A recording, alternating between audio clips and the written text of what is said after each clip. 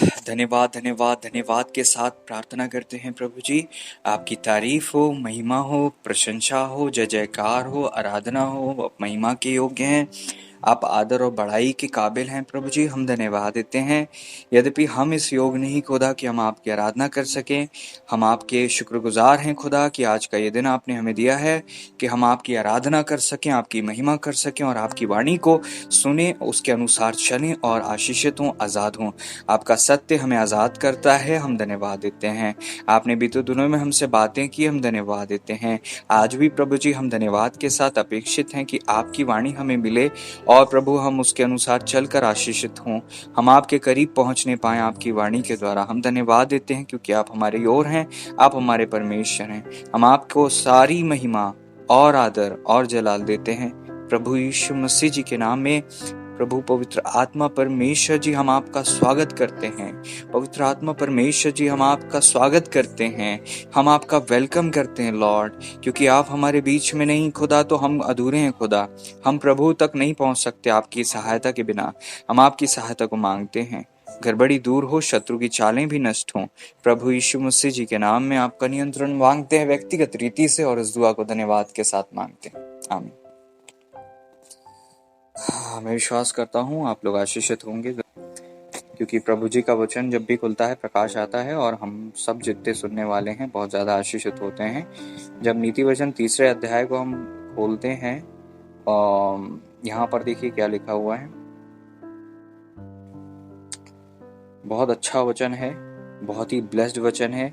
और हम जैसे कि जानते हैं इन दिनों में हम बुद्धि, समझ और विषय ज्ञान के विषय में जो है प्रभु जी से सहायता मांग रहे हैं, क्योंकि प्रभु जी का वचन कहता है कि परमेश्वर ने यहोवा ने पृथ्वी की नींव बुद्धि ही से डाली और स्वर्ग को समझ ही के द्वारा स्थिर किया। उसी के ज्ञान के द्वारा गहरे सागर फूट निकले और आकाश मंडल से ओस टपकती है। ये 19 और 20वां पद हमने पढ़ा अभी 3 अध्याय का नीति वचन में। प्रभु ने वचन में लिखा हुआ है, lord by wisdom has founded the earth, by understanding has he established the heavens, by his knowledge the depths are broken up, and the clouds drop down the dew. आकाश मंडल से ओस टपकती है ज्ञान के द्वारा, स्वर्ग स्थिर हुआ है समझ के द्वारा, और पृथ्वी की नींव डली है बुद्धि के द्वारा। बुद्धि, समझ और ज्ञान हमारे लिए जरूरी है, और बुद्धि, समझ और ज्ञान से हम आशीषित होते हैं, प्रभु के करीब पहुंचते हैं, क्योंकि ये सामान्य साधारण बुद्धि नहीं है, ये ईश्वरीय बुद्धि है और ईश्वरीय समझ है। और ईश्वर के ज्ञान की जो कमी हमारे अंदर है, अगर वो प्रभु के द्वारा पूर्ण हो जाए, हम एस्टेब्लिश हो जाएंगे, हम ब्लेस्ड हो जाएंगे, हम आशीषित हो जाएंगे। क्योंकि यदि मनुष्य समझ नहीं रखता तो वो पशु सरीका है। स्त्री अगर विवेक नहीं रखती तो उसे भी यही कहा गया। इसीलिए हम चाहे स्त्री हो चाहे पुरुष हो, हम सबको बुद्धि, समझ और ज्ञान की जरूरत है। ना सिर्फ पढ़ने वाले बच्चों को, बल्कि वचन में अय्यूब कहते के विषय, अय्यूब की किताब में लिखा हुआ है कि जिनके बाल पके हुए हैं जरूरी नहीं कि उनमें ही बुद्धि हो। तो चाहे आप बच्चे हो, जवान हो, स्त्री हो, पुरुष हो, आप सबको बुद्धि की जरूरत है। आप नहीं कह सकते कि नहीं हमें बुद्धि की जरूरत नहीं है, हमें बहुत बुद्धि है। और मैं आपको एक चीज बताऊं, आप अब अच्छी से पढ़ाई कर ले रहे हो और अच्छे मार्क्स आ जा रहे हैं, अच्छी मार्कशीट में अच्छे मार्क्स हैं आपके, दैट डजंट मीन कि यू आर वाइज पर्सन, है ना। ईश्वरीय बुद्धि, ईश्वरीय ज्ञान अलग चीज है, बहुत ही अलग चीज है, और वो पैदा नहीं किया जा सकता, किसी इंस्टीट्यूट में नहीं सीखा जा सकता। उसे प्रभु की उपस्थिति में बैठकर ही समझा जाता है, क्योंकि बुद्धि और ज्ञान के सारे सोते प्रभु में ही पाए जाते हैं। हम उसे बना नहीं सकते और ना ही हम किसी को उसे बांट सकते हैं, क्योंकि प्रभु देते हैं। सोते जब प्रभु के पास है, हम ज्यादा से ज्यादा किसी को ज्ञान दे सकते हैं। लेकिन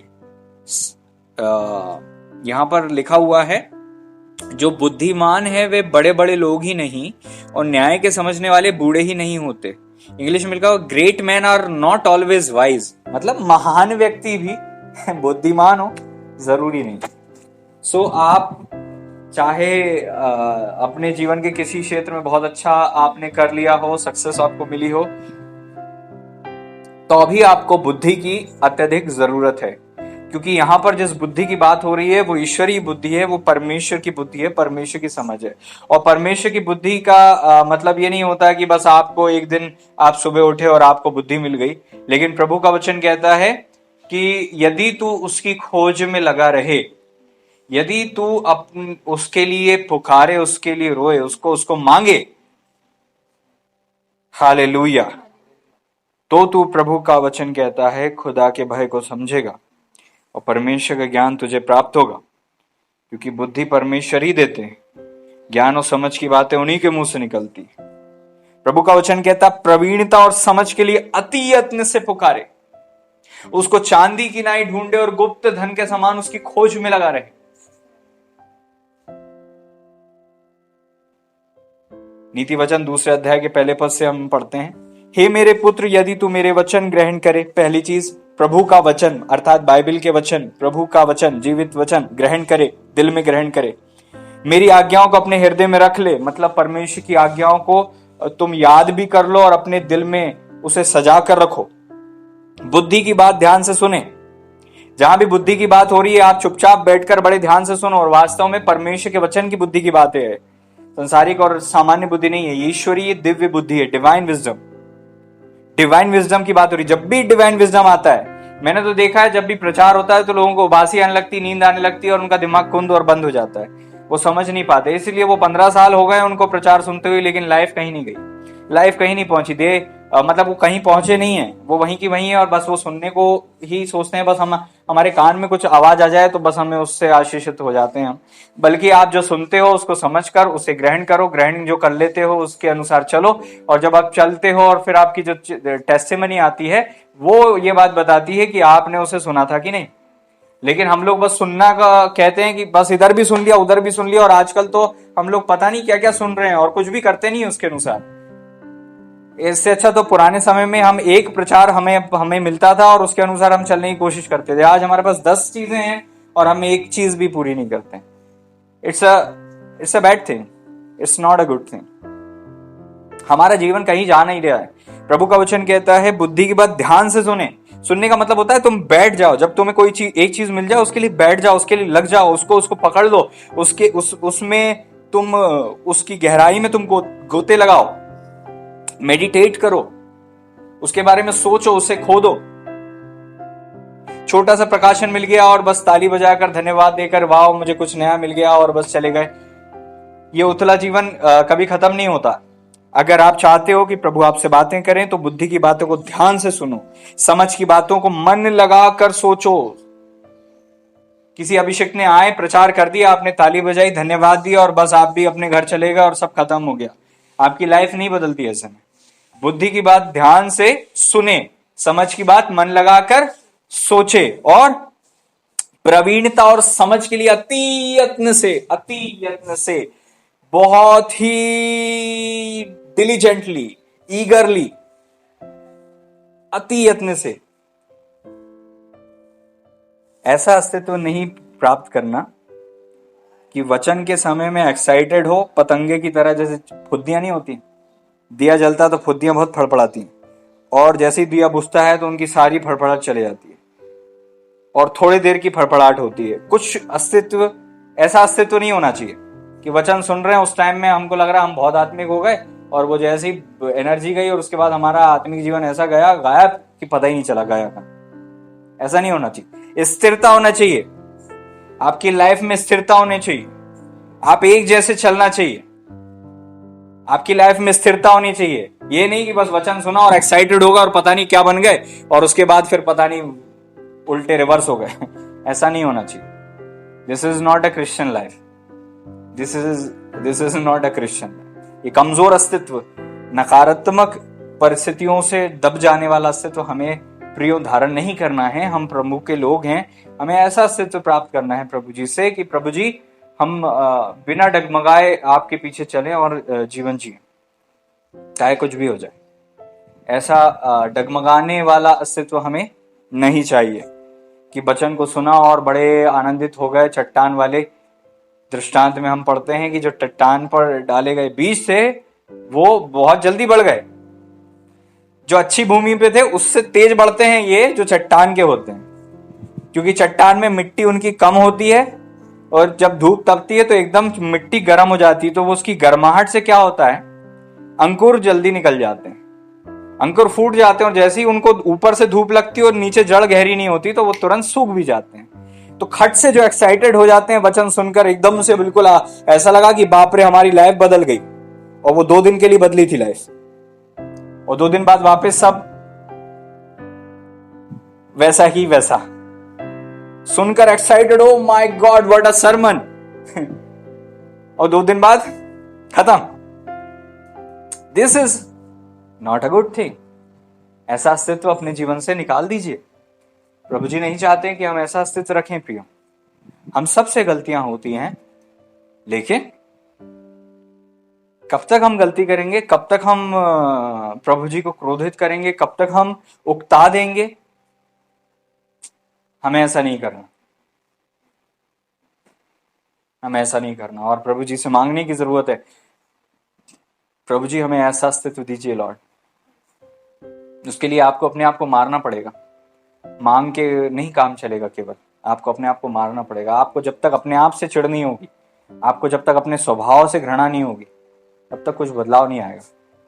जब तक आपको अपने आप को मारने में इंटरेस्ट नहीं आएगा, जब तक आपको अपने बुरे स्वभाव को कत्ल करना अच्छा नहीं लगेगा, आप जब तक अपने आप को ही अपने अस्तित्व को, अपने नकारात्मक स्वभाव को अपने अंदर से हटाने के लिए प्रयत्नशील नहीं होगे। पौलुस कहते हैं मैं अपनी देह को मारता कूटता हूं। जब वो इतने आत्मिक हो गए तब की वो बात कर रहे हैं। हम तो कुछ भी बदलाव नहीं आया और हमने मारना कूटना तो दूर, हमने फीड करना चालू कर दिया फ्लैश को। हमारा मन जहां कहता है हम वो काम करते हैं, मोबाइल में, टीवी में वो चीज देखते हैं, वहां जाते हैं, वहां घूमते हैं, हम वो सब कुछ करते हैं जो हमारा मन कहता है। हम अपनी आत्मा के नहीं चलते और हम परमेश्वर के आत्मा के चलाए नहीं चलते, और हमने उसे बुझा दिया, इसलिए हम अपने आत्मिक जीवन को बनाए नहीं रख सकते और हम डामाडोल तारे हो चुके हैं। डामाडोल तारे नहीं होना, जो अपने अस्तित्व को बनाए नहीं रख पाए और बिगड़ गए। कई ऐसे स्वर्गदूत हुए जिन्होंने अपने अस्तित्व को संभाल नहीं पाए, और उनका क्या हश्र हुआ आप जानते हैं। प्रभु का वचन कहता है, पतरस भी कहते हैं अपनी पत्री में। इसलिए याद रखें, डामाडोल तारे नहीं बनना, डामाडोल अस्तित्व नहीं प्राप्त करना। आज ठीक है, जोश में है, कल परिस्थिति आएगी और फिर एक त्योहार आने दो। एक त्योहार काफी होता है आत्मिक जीवन गिराने के लिए लोगों का। क्या आप बात कर रहे हो? क्या आप सोच रहे हो एक त्योहार आत्मिक जीवन को गिरा देता है? एक संसारिक छोटा सा त्योहार, 4 पहचान के लोग, 4 रिश्तेदार आते हैं और आत्मिक जीवन को धराशायी करके चले जाते हैं। क्या ये हमारा आत्मिक जीवन है? क्या ये ही हमारी वास्तविकता है? क्या ऐसा होना चाहिए हमारी लाइफ में? मोस्टली यही कहानी है, अधिकतर लोगों की यही समस्या है। छोटी सी परिस्थिति आई, कुछ थोड़े से मेहमान आ गए, कुछ त्योहार में वो उठ लिए बैठ लिए, उनकी स्पिरिचुअल लाइफ नीचे चले जाती है। ऐसा नहीं होना चाहिए। अगर कुम्हार किसी मिट्टी को बनाता है तो उसके भट्टी में भी तपाता है, ताकि उसे परख ले कि अब वो आगे की परिस्थितियों के लिए तैयार है कि नहीं। ऐसे ही जब प्रभु की उपस्थिति में आकर आप बैठते हो, चर्च में आकर आप बैठते हो, वचन सुनते हो, अस्तित्व ग्रहण करते हो, बढ़ते हो, उन्नति करते हो, और फिर जब ये परिस्थितियां आपकी लाइफ में आती है, ये भट्टी की तरह होती हैं। उन भट्टी में आप मोस्टली लोग टूट जाते हैं, तो कुम्हार फिर वापस बनाता है। उनके लाइफ में 10 साल हो, 15 साल हो, वो बनते टूटते, इसके अलावा कहीं नहीं जाते। कभी कभी सेवक भी फेडअप हो जाते हैं, पास्टर भी फेडअप हो जाते हैं, इसलिए वो ध्यान नहीं देते। अरे इनका कोई मतलब नहीं है, क्योंकि 1 बार 2 बार 3 बार, यहां पर 300 बार अगर आपने देख लिया किसी को, तो आप क्या उस पर भरोसा करोगे? लेकिन फिर भी प्रभु जी आप पर, मुझ पर भरोसा करते हैं, और हमें हमें विश्वास के साथ दोबारा मौका देते हैं और चाहते हैं कि हम दोबारा से खड़े हो जाएं, दोबारा से उठ जाएं, दोबारा से हम अपने आत्मिक जीवन में ऊंचे उठ सकें। प्रभु हमें दोबारा मौका देते हैं। हम प्रभु से कहते हैं लॉर्ड आई नीड यू, फिर प्रभु हमें मौका देते हैं। लेकिन अच्छी बात है, आप अपने आईने को कब देखोगे? कब ये आपको समझ में आएगा कि आपका रियल अस्तित्व क्या है? इस बात से खुश हो जाते हो कि हमें वापस मौका मिल गया, हम वापस चल रहे हैं। उसी गली से जाओगे तो वहीं वहीं पहुंचोगे जहां पर आप पहले भी पहुंचे थे। क्यों ऐसे भंवर में फंसे हुए हो? इजरायली भी तो ऐसे ही भंवर में फंसे थे। आप में और इजरायलियों में कैसा अंतर फिर? वो वही पहाड़ के चक्कर लगा रहे थे। आपने 1000 बार ये बात सुन ली और आप भी उसी पहाड़ के चक्कर लगाते हो। मोस्टली लोग भी उसी पहाड़ के चक्कर लगाते हैं। Enough is enough.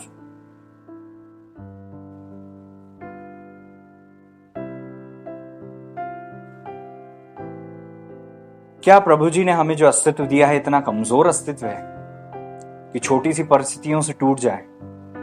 क्या प्रभु जी ने जो आत्मिक जीवन हमें देना चाहते हैं वो इतना कमजोर होगा? मसीह जीवन कमजोरी का जीवन है ही नहीं। मसीह जीवन सामर्थ का जीवन है। मसीह जीवन उन्नति का जीवन है, सामर्थ का, छुटकारे का जीवन है, ब्लेसिंग का जीवन है, बलवंत जीवन है मसीह जीवन। लेकिन हमने उसे वैसा बनाया नहीं है।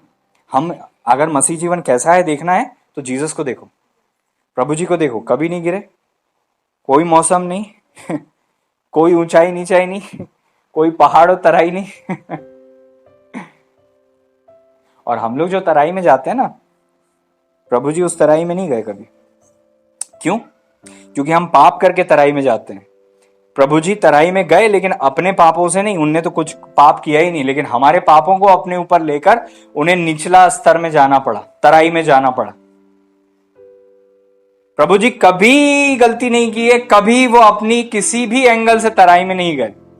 उनके पूरे साल वो ऊंचाई पर रहे, कभी तराई में नहीं गए। That is Christian life. कभी तराई नहीं है नो तराई एट ऑल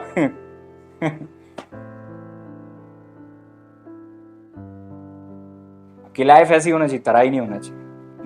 लोगों को पता नहीं चलना चाहिए। वो तो आप गवाही दे देते हो कि हाँ हमारा आत्मिक जीवन ठीक नहीं है, लेकिन लोग जब भी आपको देखें, आपका लाइफ में कभी लगना नहीं चाहिए कि आपका आत्मिक जीवन नीचे है। कभी नहीं लगना चाहिए। हालेलुया। मसीह जीवन तराई का जीवन नहीं है। और अगर आप तराई में आते भी हो तो पाप के कारण नहीं आना चाहिए। तराई में आते हो तो पाप के कारण नहीं आना चाहिए। परख परिस्थिति के कारण अलग बात है, पाप के कारण नहीं होना चाहिए। हालेलुया। और प्रभु जी करें कि हम कभी तराई में आए ही नहीं। प्रभु जी करें कि हम हमेशा शिखर पर रहें, ऊंचाई पर रहें, प्रभु जी के पास रहें। प्रभु जी यही चाहते हैं। लेकिन हम लोगों को अपने अस्तित्व को जांचना पड़ेगा, हम लोगों को अपनी गलतियों को देखना पड़ेगा, हम लोगों को अपने आप को ही एग्जामिन करना पड़ेगा। कहाँ हमारा अस्तित्व गड़बड़ है, कहाँ हमारा स्वभाव गड़बड़ है, कहाँ कौन सी ऐसी चीज हम में बसती है जो परमेश्वर की ओर से नहीं है, कहाँ से हम गिर जाते हैं, कहाँ से हम वो होते हैं, और अपने आप को मारना पड़ेगा। कोई दूसरा नहीं आएगा ऐसा करने के लिए। हम हैं और प्रभु जी हमारे साथ हैं। कोई दूसरा नहीं आता है, कोई दूसरा नहीं आता, कोई दूसरा नहीं आता है। You and the Lord. आप हो और आपके प्रभु, हमारे प्रभु जी। बस। क्या आप समझ रहे हो?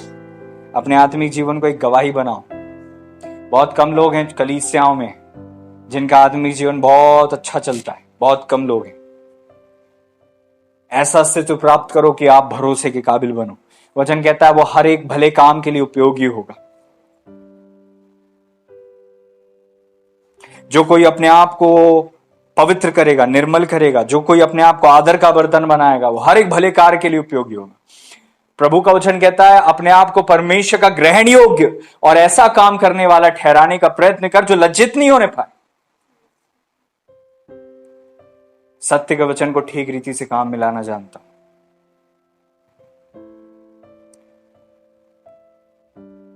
पौलुस तीमुथियुस से कहते हैं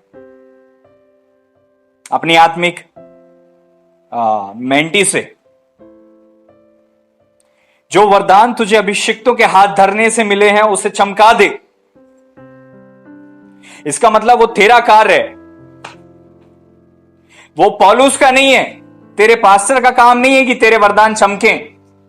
तुझे जो सामर्थ मिली है उसे वो बढ़ाए, तेरे पास्टर की जवाबदारी नहीं है। प्रभु का वचन कहता है जो वरदान तुझे मिले उसे तू चमका दे। हालेलुया। जो वरदान तुझे मिले उसे चमका दे, उसे उसे उसे उसे उकसा, उन वरदानों को ऊपर लेकर आ, इस्तेमाल कर और उनमें पारंगत हो जा, उसमें महारत हासिल कर ले। क्योंकि वरदान जितने अच्छे हैं उतने ही अच्छे से इस्तेमाल किए जाएं तब वो असर करते हैं। इससे फर्क नहीं पड़ता कि आपके पास तलवार है, अगर आपके पास उसे चलाने की कौशलता नहीं तो चाहे उसमें धार कितनी हो, चाहे वो दोधारी क्यों ना हो, लेकिन आपके हाथ में वो कमजोर तलवार है। जब यह तेरे से मारते नहीं बना तो उन दो राजाओं ने कहा जैसा जो पुरुष होता उसका वैसा पौरुष होता है। जब आप अपने वरदानों को चमका लेते हो, या तेरे को तलवार तो दे दी गई थी लेकिन चलाना नहीं सीखा था, उसके अंदर इतना इतना पौरुष नहीं था, इतना बल नहीं था, इतना आंतरिक आत्मिक अस्तित्व मजबूत नहीं था कि वो तलवार चलाना सीख जाए।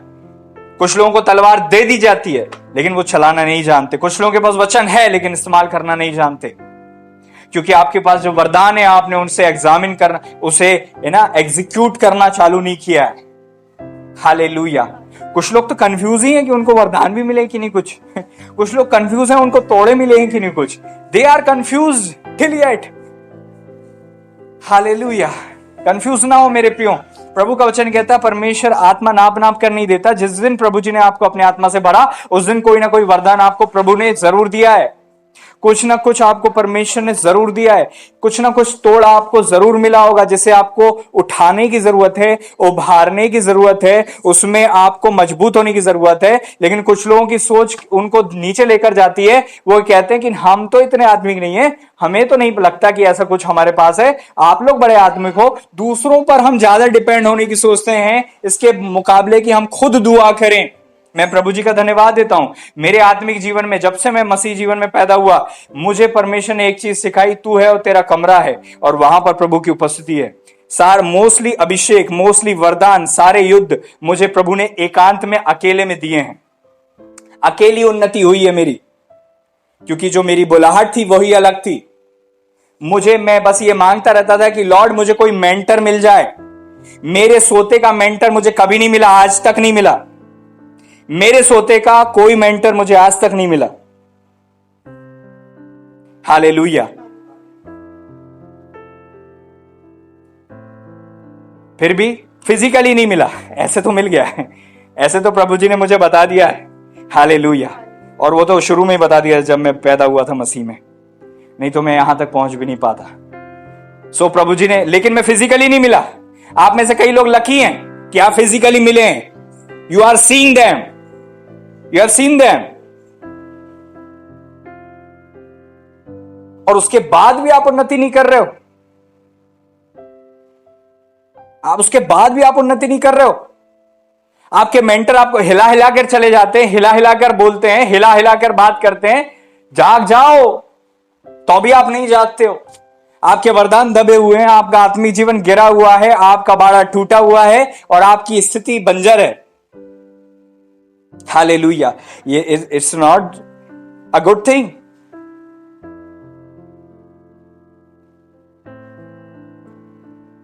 स्वामी जी ने कहा इस पेड़ को उखाड़ दो, फल नहीं ला रहा है, जगह घेर रहा है।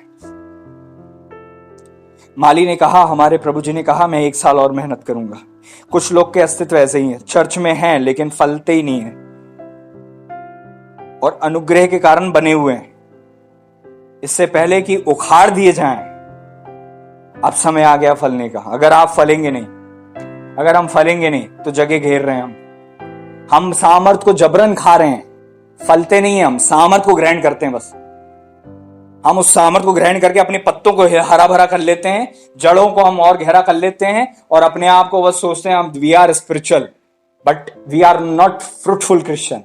हम फलवंत ईसाई नहीं है, हम फलवंत मसीह नहीं है। हम सामर्थ को चूसते हैं, जैसा वो पेड़ नीचे से जल को चूसता है ताकि बस वो हरा भरा रहे, फले नहीं कभी। ऐसा अस्तित्व प्रभु जी कहते हैं जगह घेर रहा है, काट दो, उखाड़ दो। फलवंत जीवन होना चाहिए। प्रभु ने कहा अंजीर के पेड़ से सूख जा, अब से तुझ में फल ना लगे। सीजन ही नहीं था अंजीर का, तो अभी वो सूख गया। जब प्रभु जी आपकी लाइफ को देखते हैं, क्या उन्हें फल दिखते हैं? क्या उन्हें फलवंता दिखती है? फल कहां है? Where are the fruits? Where are the fruits? Where are the fruits? फल कहां है? वचन भी मिल रहा है, सामर्थ भी मिल रही है, सब कुछ मिल रहा है, लेकिन फलवंत हो ही नहीं रहे, फलवंता है ही नहीं। प्रभु करें कि हम फलवंत हो जाएं। प्रभु जी करें कि मैं और आप फलवंत हो जाएं। प्रभु जी करें कि हम लोग फलवंत हो जाएं। और गलती देखिए हमारी होती है, हमेशा गलती प्रभु जी की नहीं होती। अगर हम आज नीचे हैं तो हमारी गलती से होंगे, हमने वही चूक करी जो हमें प्रचार किया गया, हमने वही गलती करी जो हमें प्रचार किया गया, हमने वही दिमाग चला लिया जो निर्देश हमें दिए गए। हमने अपनी बुद्धि का सहारा लिया, अपनी समझ का सहारा लिया और कहा कि ये तो जरूरी है, ये तो करना पड़ेगा, और ऐसा और वैसा। अपने आप को XYZ एग्जाम्पल देकर, एक्सक्यूजेस देकर हमने बहला लिया और आत्मिक जीवन खो बैठे। ऐसा नहीं होना चाहिए प्रियो। हमारा आत्मिक जीवन परमेश्वर के हाथों में है। हमें ऐसा अस्तित्व नहीं चाहिए जो डामाडोल हो। हमें ऐसा अस्तित्व नहीं चाहिए जो छोटी छोटी बातों में कमजोर पड़ जाए। हमें ऐसा अस्तित्व नहीं चाहिए जो छोटी छोटी चीजों में डगमगा जाए। बार बार बोले जाने पर, बार बार डांटे जाने पर, बार बार समझाए जाने पर भी हम अगर नहीं करते तो और कैसे हमें बताया और समझाया जाएगा? आप ही सोचिए। बार बार बताए जाने पर, समझाए जाने पर अगर हम ऐसा नहीं करते, अगर हम आत्मिक जीवन को नहीं बनाकर रखते, तो हमें और क्या सुनना बाकी है और कैसे, किस एंगल से हमें समझाना बाकी है। ना सिर्फ हम अपने आत्मिक जीवन को नहीं देखते, बल्कि हम अपने से जुड़े हुए लोगों के आत्मिक जीवन को भी नहीं संभाल पाते। कई स्त्रियों को मैं देखता हूं, शादी हो गई, आत्मिक तो हैं, लेकिन पति को प्रभु में लाने की बजाय और उन प्रभु से दूर ले जाती। ये नहीं बोलती कि आ जाओ फास्टिंग करो, आ जाओ प्रेयर करो, आ जाओ हम ऐसा करें। डील दे देती हैं, तुम्हें जाना हो तो जाओ, हम तो उपास प्रार्थना में बैठे हैं यहाँ पे। और सोचती मैं उपास प्रार्थना कर लूं ताकि मैं, मेरा बच्चा, मेरे पति, मेरे परिवार, मेरे रिश्तेदार सब सुरक्षित रहें। तुम अपना ही भार उठा सकते हो, तुम सबका भार नहीं उठा सकते। तुम्हें उन्हें मसीह में लाने की जरूरत है। ये नहीं कि तुम अपने आत्मिक जीवन की टोकरी में उनको भी ढोकते रहो। ऐसा नहीं होना चाहिए। हर एक को आपको बताना है कि मसीह में चलना तुम्हें अनिवार्य है और तुम्हें बताने की जरूरत है। हर परिवार में कोई आत्मिक अगुवा होगा। वो आत्मिक अगुवा अगर अपना कार्य अच्छे से करता है तो वो परिवार कमजोर नहीं होता। वो आत्मिक अगुवा कमजोर कब हो जाता है? जब उसके घर में फैमिली प्रेयर नहीं होती। वो आत्मिक अगुवा कब कमजोर हो जाता है? जब वो, उसका खुद का आत्मिक जीवन नीचे होता है, उसके ऊपर लोग चढ़ जाते हैं, उसको दबाने लग जाते हैं। लेकिन वो आत्मिक शख्स अगर आत्मा में रहे, उपवास प्रार्थना में रहे, फैमिली प्रेयर को रेगुलर अपने परिवार में लागू करे और निरंतर अपने परिवार के लिए जागता पाया जाए, प्रार्थना करता हुआ पाया जाए, तो वो परिवार एक ना एक दिन जरूर उनकी अधीनता में आ जाता है और परमेश्वर के प्रॉपर ऑर्डर में आने के कारण से वो लोग आशीषित होते हैं। एक बात याद रखो, आपको आशीषित होना है, आपकी लाइफ में भविष्यवाणी पूरी होना है, तो आपको ऑर्डर में आना पड़ेगा। ऑर्डर का मतलब है कि आपको उस प्रबंध के अधीन होना पड़ेगा जो आपके कलीसिया में है, आपको उस प्रबंध के भी अधीन होना पड़ेगा जो आपके घर में है, क्योंकि परमेश्वर के अधीन आपका पासवान है, पासवान के अधीन पूरे के पूरे वो सारे स्पिरिचुअल लीडर्स हैं, मेंटर्स हैं। स्पिरिचुअल लीडर्स जो फैमिली के लीडर्स हैं, फैमिली में मेंटर्स हैं, और उनके अधीन में फैमिली के मेंबर्स को रहना पड़ता है। तब जो वो सुंदर आकृति बनती है, प्रॉपर ऑर्डर आता है, उस ऑर्डर के कारण से अभिषेक, सामर्थ, ब्लेसिंग, वरदान, फलवंता, हर एक प्रकार की चंगाई, सारी चीजें बहती हैं, नदी की तरह बहती हैं। इसके लिए संडे चर्च लगना जरूरी नहीं होता है। अगर आप ऑर्डर में हो, अगर आप छतरी में हो, अगर आप प्रॉपर अधीनता में हो, तो आपकी लाइफ में चाहे आपके चर्च लग भी रहा हो कि नहीं लग रहा हो, लेकिन आपकी अधीनता के कारण से वो बहाव आपके ऊपर आता है, वो ब्लेसिंग आपके ऊपर आती है और बहती है। Some people are waiting for the prophecies कि हमारी लाइफ में वो सारी प्रोफेसिस कब पूरी होंगी। प्रभु के दास ने कहा था, प्रभु ने कहा था हमारी लाइफ में कब पूरा होगा, जब आप ऑर्डर में आ जाओगे।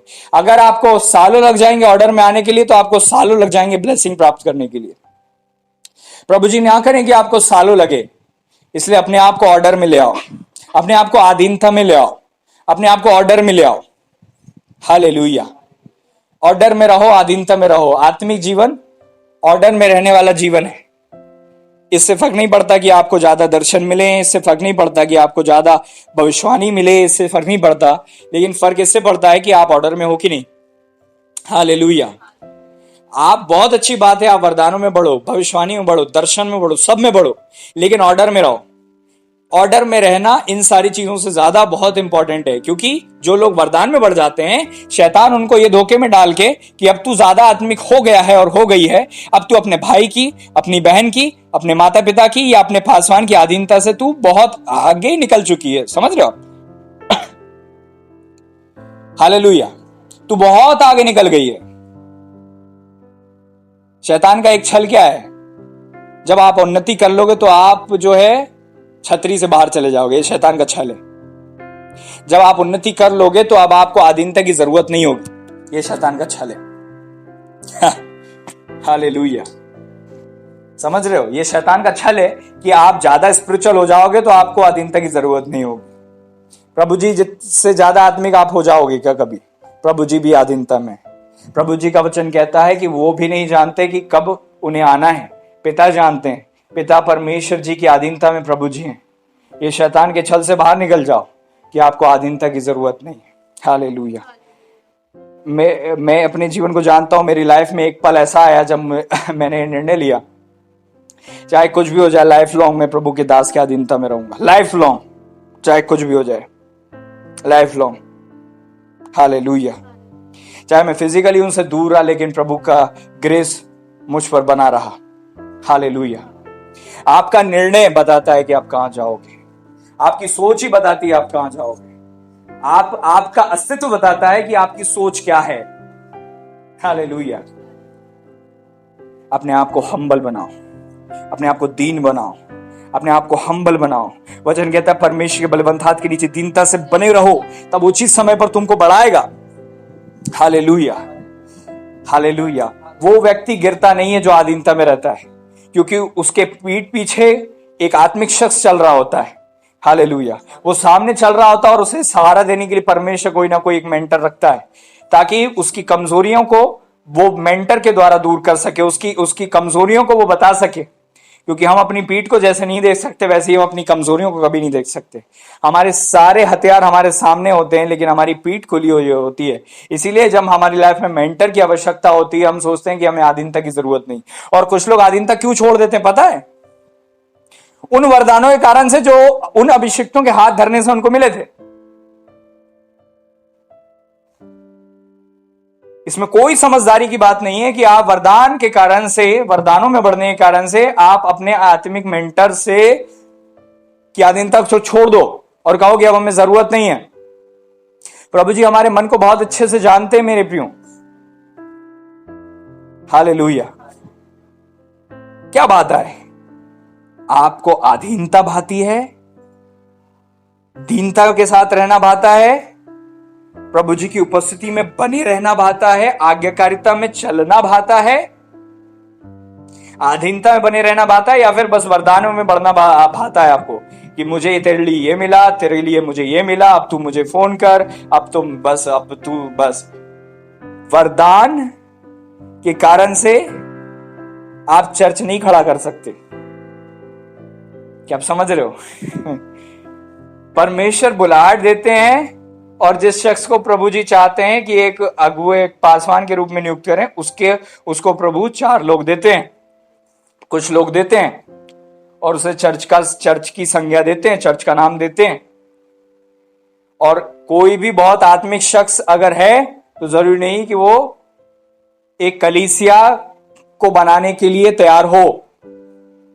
कलीसिया को बनाने का कार्य आपका और मेरा नहीं है, परमेश्वर का काम है। Praise the Lord. जो लोग हमें परमेश्वर देते हैं उन लोगों में हमें मेहनत करना है। इसीलिए कुछ लोग कंप्लेंट करते हैं कि भैया आप आते नहीं हमारे यहाँ। Praise the Lord. आपको ये पता होना चाहिए आपका खेत कौन सा है। अपनी खेत में खेती करो, और खेत भी वो होना चाहिए जो आपको ब्लेसिंग वापस दे, जो फ्रूटफुल हो। क्या आप उस खेत में खेती करोगे, मेहनत करोगे जहां पर आपको पता है बोने से फायदा नहीं है? नहीं करोगे ना।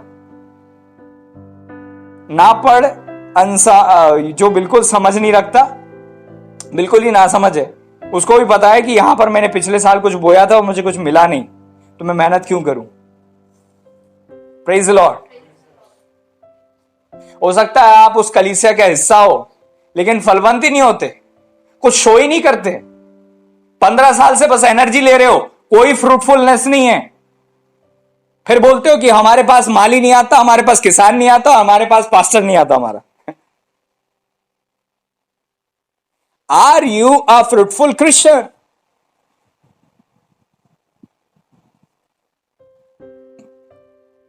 Praise the Lord.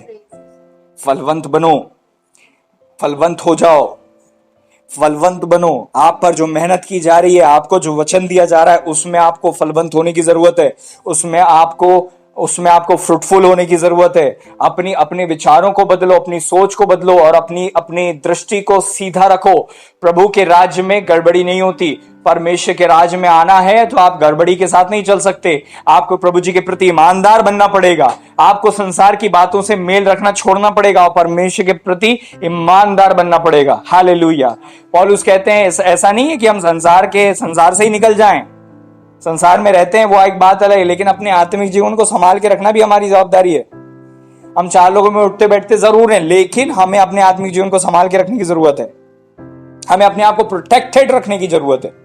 हमें अपने आप को अधीनता में रखने की जरूरत है। जिस भी वक्त कोई शख्स आत्मिक वरदानों में बढ़ जाता है तो शत्रु उसके पास आता है घमंड के हथियार को लेकर, घमंड के बीज उसके अंदर डालता है। अरे तेरे को तो अब ज्यादा अगुवाई मिलने लगी है, अब तो तेरे को तेरे मेंटर के लिए अगुवाई मिलने लगी है, अब तो तू अपने पास्टर के लिए भविष्यवाणी करती है, अब तो तुझे अगुवाई मिलती है, अब तो तू ऐसा सेवक और सेविका हो गई है कि अब तो परमेश्वर तुझे उनके लिए भी इस्तेमाल करने लगा है। अब जो है तेरे उठने का समय आ चुका है। अब तेरे बढ़ने का समय आ चुका है, अब तेरे उड़ने का समय आ चुका है। Praise the Lord. Praise the Lord. Hallelujah. Thank you Lord. सबसे ज्यादा अगर किसी को आधीनता से प्रॉब्लम अगर थी तो वो मैं हूं। मेरे खून में ही नहीं थी आधीनता।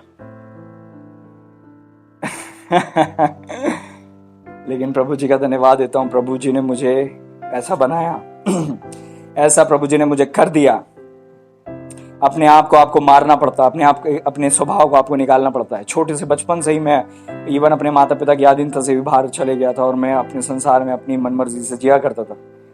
जब मैं मेरे ख्याल से I think when I was 25 और 26 समथिंग, दैट टाइम परमेश्वर ने अपने अभिषिक्त से मुझे जोड़ा और मेरे लिए, क्योंकि मैं संसार में इतना जा चुका था कि मेरे लिए आधीनता एक अजीब सी बात थी और जो मेरे दिमाग में घुसती नहीं थी।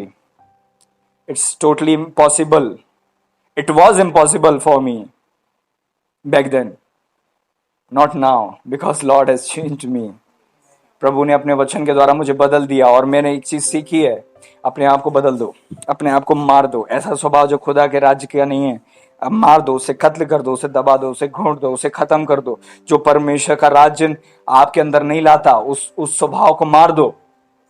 बदलना पड़ेगा, आपको बदलना पड़ेगा। मैं गवाह हूं, प्रभु ने मुझे बदला है तो आपको भी बदल सकते हैं। आप इच्छा तो रखो। हालेलुया। आज जो आधीनता की बार बार बात करता हूं मैं, मुझे तो बहुत अच्छा अवसर था कि आधीनता से बाहर निकल जाता, और प्रभु ने मुझे फिर भी आधीनता में रखा। प्रभु जी हमें आधीनता में रखते हैं ताकि हम सुरक्षित पाए जाएं। प्रभु जी नहीं चाहते कि हम नाश हो जाएं, इसलिए प्रभु जी हमें आधीनता में रखते हैं। हालेलुया। एक विश्वासी से मैंने कहा, आधीनता में तेरी सुंदरता है, आधीनता में तेरी सुरक्षा है। Praise the Lord. हम तब तक सुंदर है जब तक हम आधीन हैं, तब तक हम ब्लेस्ड है, हम सुरक्षित है जब तक हम आधीन हैं। Praise the Lord. आधीनता को गले लगा लो, वो आपके निकल जाने की चीज नहीं है कि मैं कब तक। जिस दिन आपके अंदर ये आ गया, इसका मतलब घमंड की शुरुआत हो गई।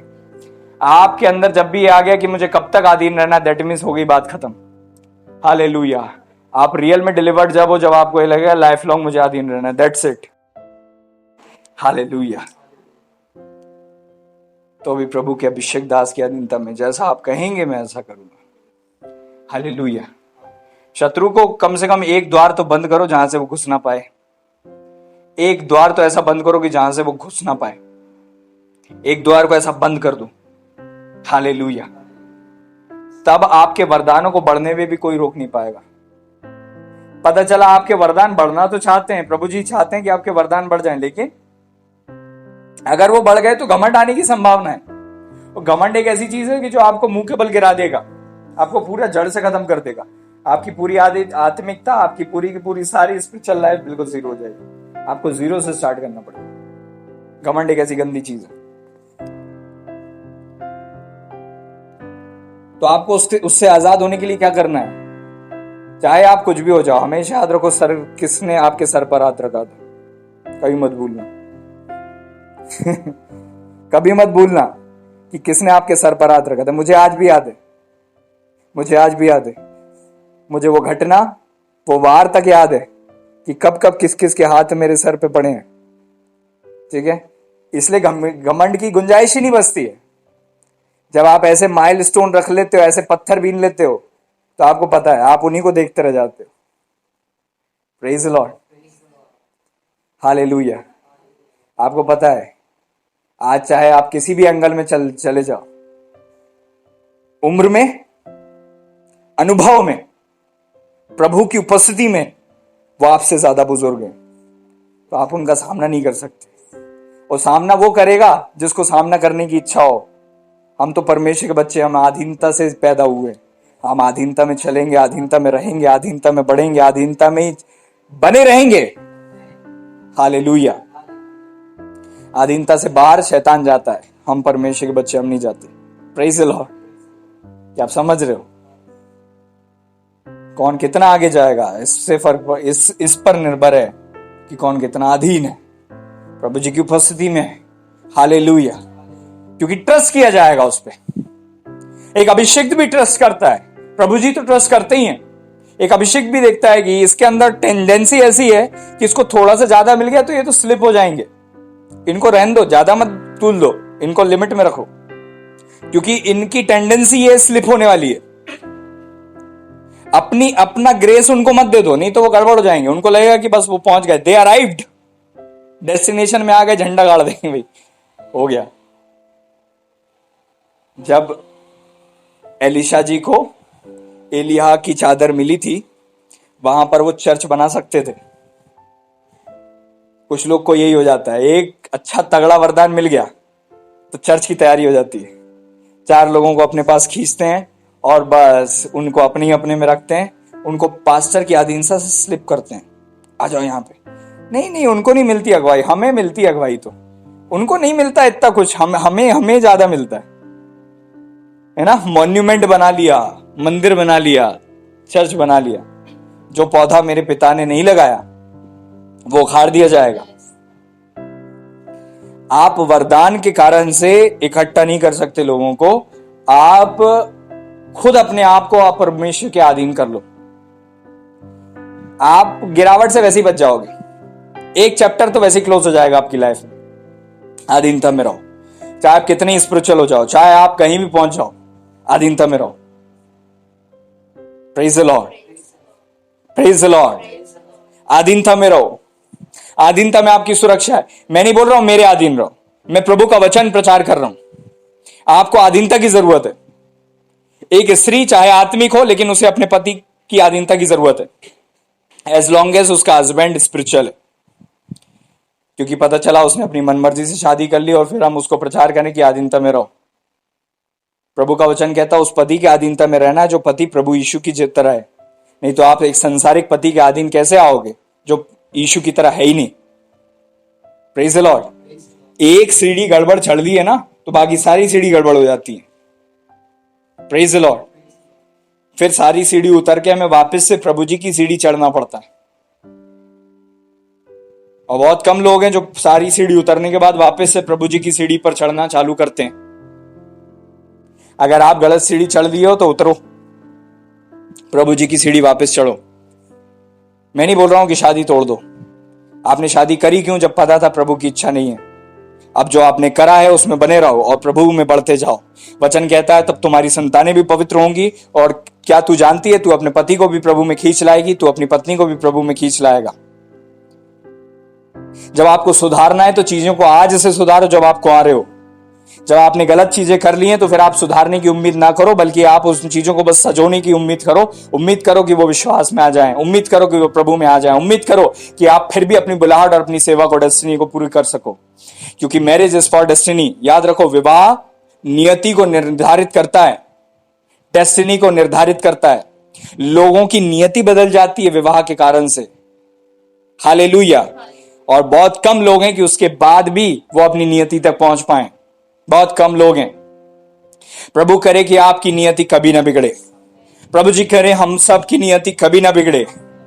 आमीन। हम प्रभु के मार्ग में चलते जाएं, हम अधीनता और प्रॉपर ऑर्डर में बने रहें। हालेलुया। आप तब तक उन्नति करते हो जब तक आप ऑर्डर में चलते हो। जिस वक्त आप ऑर्डर से बाहर निकल गए आप उन्नति से बाहर निकल जाते हो। इसलिए याद रखो, प्रभु जी हमेशा इसलिए बोलते हैं ऑर्डर एंड अथॉरिटी में बने रहो। परमेश्वर ने किन अथॉरिटी के अधीनता में रखा है, किन ऑर्डर के अधीनता में रखा है, आप वहां पर बने रहो। आप ब्लेस हो जाओगे, आप उठोगे। आप सोचते हो कभी इतने बड़े बड़े पासवान जो टीवी पर आते हैं वो हमेशा अधीनता के प्रचार करते हैं, वो हमेशा अधीनता की बात करते हैं, हमेशा अपने मेंटर्स के लिए वो बात करते हैं। क्यों? क्या जरूरत है उन्हें? नहीं। लेकिन अधीनता को उन्होंने पहन लिया है, ओढ़ लिया है। उसे वो पहने रखते हैं, उसे वो बार बार शो करते हैं, उसे वो बार बार बताते हैं कि this is our garment, the garment of our order.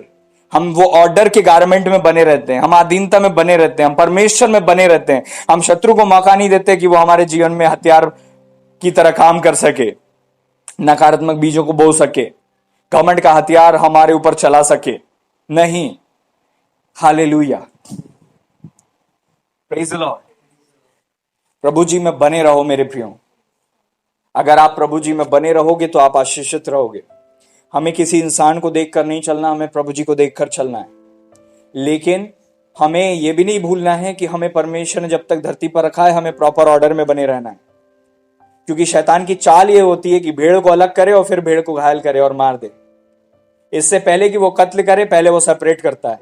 Separation is also a tool, is also weapon of enemy. प्रभु का वचन कहता है जो औरों से अलग हो जाता है अपनी इच्छा पूरी करने के लिए ऐसा करता है। प्रभु का वचन कहता है जब कठिन दिन आएंगे तो संगति बढ़ा देना।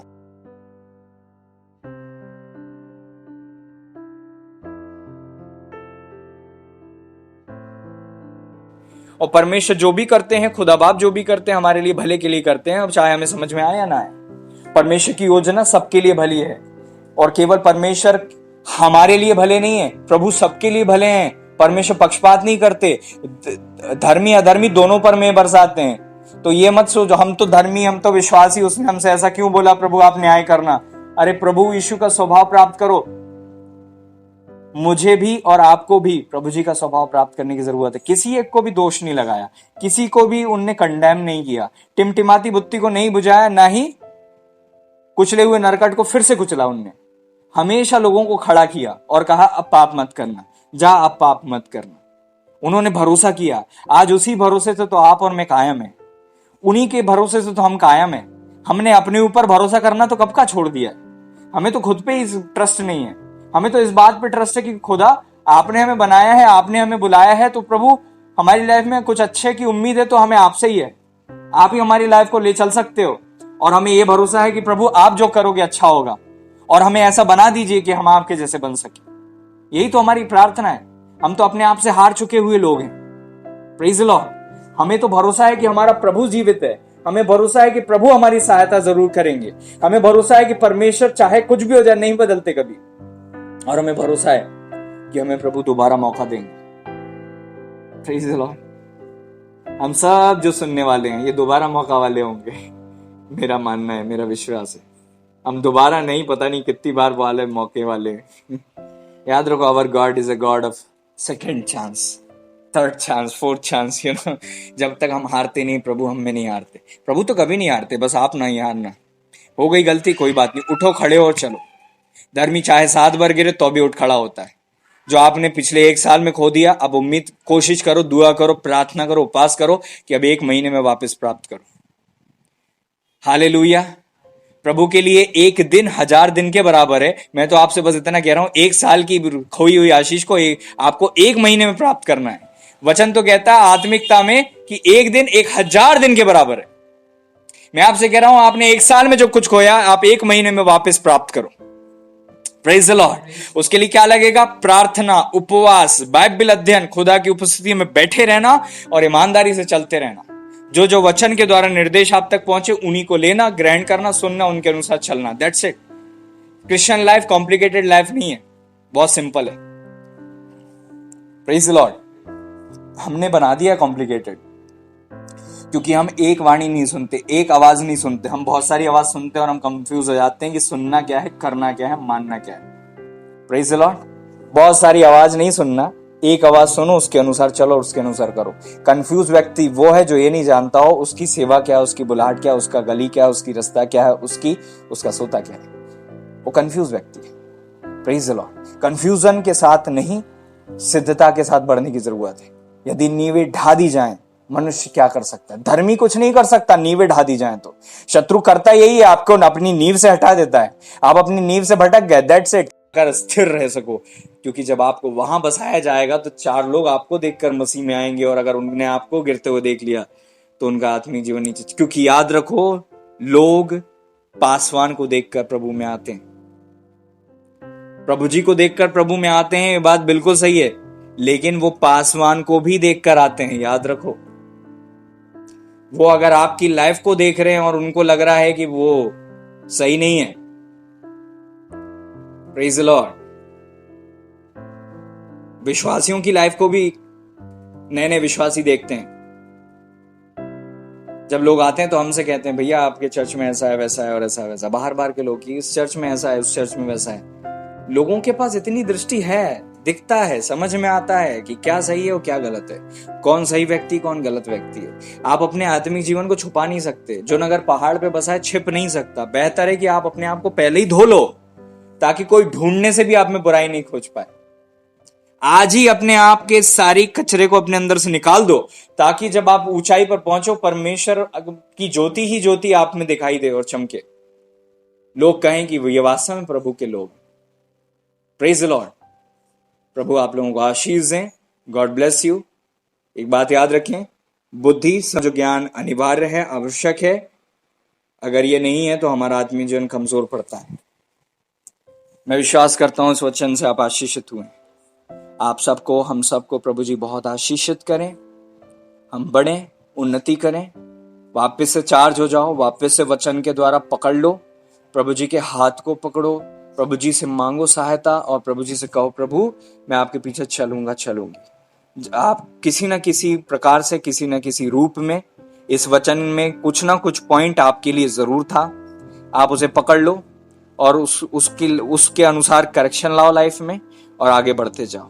और प्रभु आपको ब्लेस करें, मेरी यही दुआ है। एक पासवान होने के नाते मैं कहता हूं, प्रभु आपको आशीष दें, प्रभु आपको बढ़ाएं, उन्नति दें, प्रभु आपको हमेशा ब्लेस करें, उन्नति दें, ब्लेसिंग दें।